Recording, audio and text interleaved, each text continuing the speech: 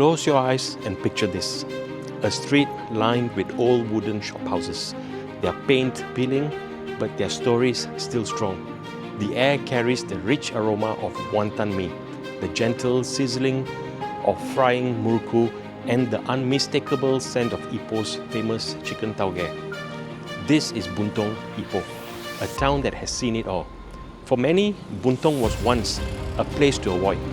People whispered its name, warning others to stay away. It was known for its gang fights, illicit samsu shops, and rough, unpredictable environment. But if you were born here or spent time here, you knew that behind the tough exterior was a community full of warmth, resilience, and incredible stories. I know this because I grew up visiting my grandfather in Buntong. He lived in a modest house along Lorong Anandu. And right across the street, a row of samsu shops. Every day, without fail, the same scene would unfold. Men stumbling out of the shops, intoxicated, slurring their words, sometimes laughing, sometimes angry. And when the tempers flared, fights broke out. Fists swung wildly, bottles shattered on the ground, and within seconds, you'd see people running for their lives, escaping the chaos. Buntong wasn't just notorious, it was raw, unfiltered, and alive. Yet, beneath that hardened exterior, something special thrived. A deep sense of community that never broke, no matter how tough things got. So, walking through the streets of Buntong, you'd hear something remarkable. A Chinese auntie fluently speaks Tamil to a neighbor, while a Tamil uncle bargains in Cantonese at the market. This wasn't unusual. It was simply the way of life here. In Buntong, cultures didn't just coexist, they blended seamlessly. People might have once warned you to stay away, but those who lived here knew the truth. Buntong was built on the backs of hard-working people who looked out for each other, no matter their race or background. And today, Buntong has transformed.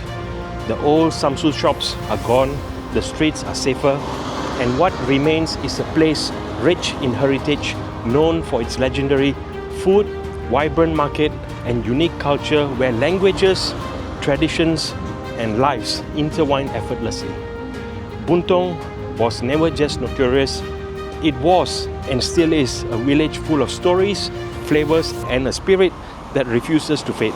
To understand Buntong, we have to go back over 100 years to when this land was nothing but jungle and rich tin deposits buried deep in the soil. Ipoh and places like Buntong became a magnet for fortune seekers, especially people from China and India.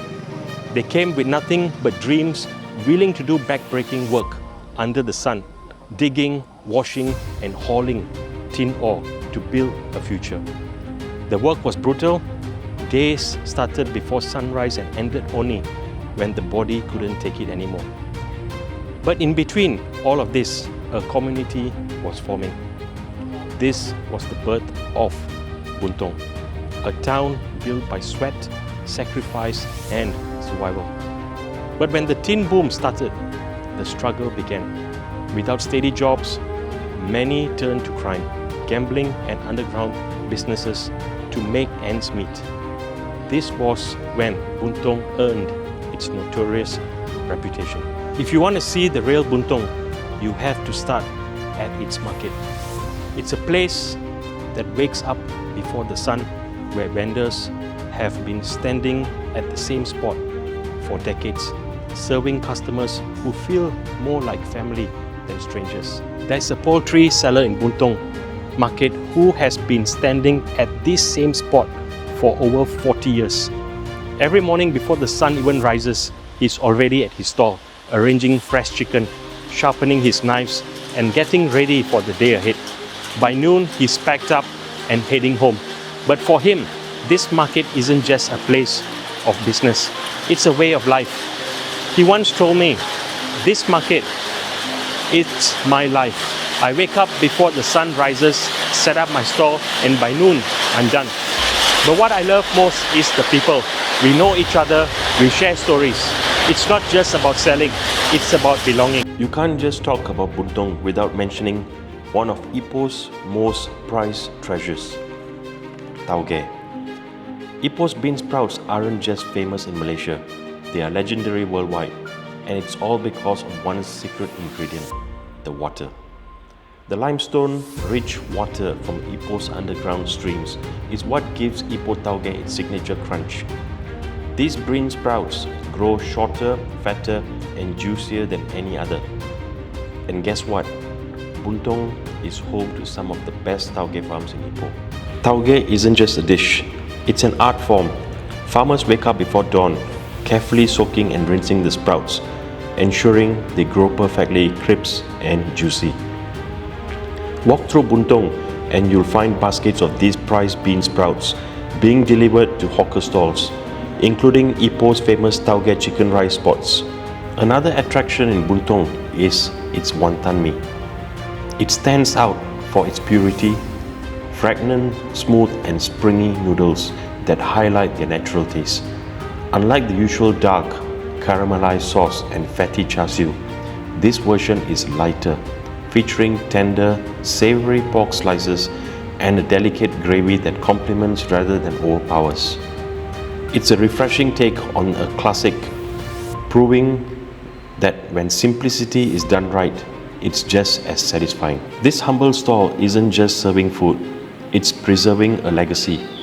More than 60 years and 3 generations later, the same dedication to quality and tradition remains.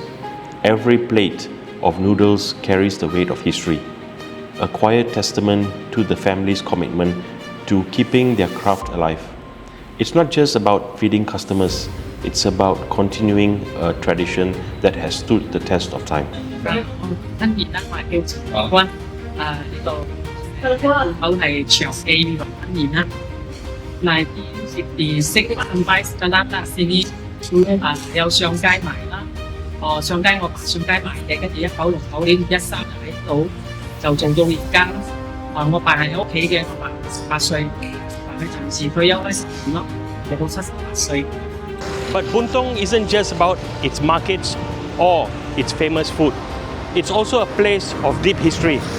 If you take a short walk from the market, you'll come across something unexpected, the Japanese War Memorial. It stands as a somber reminder of the past, a place where history meets reflection. During World War II, Ipoh was under the Japanese occupation and many locals suffered under their rule. The memorial marks the site where many prisoners of war and locals were executed, victims of brutal time in history. Today, the memorial stands in quiet remembrance, honoring those who lost their lives.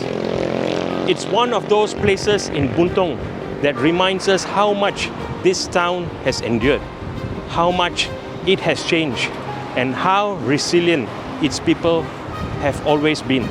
The streets, once feared, are now filled with families, students, and food lovers. The Japanese memorial stands as a quiet reminder of the past, a solemn tribute to history. Meanwhile, the Sri Maha Mariamman Temple remains a vital spiritual hub for the Tamil community, especially well known for its grand Thaipusam celebrations every year. Just a short distance away, the Wadda Gurdwara Sahib stands as the heart of the Sikh community, best known for its vibrant Vaisakhi celebrations, marking the Sikh New Year and the birth of the Khalsa. Vaisakhi at this Gurdwara brings together Sikhs from all walks of life for prayers, kirtan, and the spirit of seva, selfless service through langar.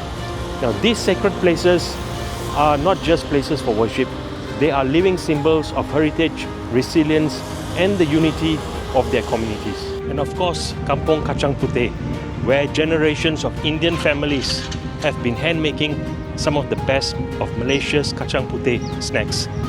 They still thrive. Buntong was once a place where people feared. Today, it's a place where people love. It's where the past and present meet. Food isn't just a meal, but a story.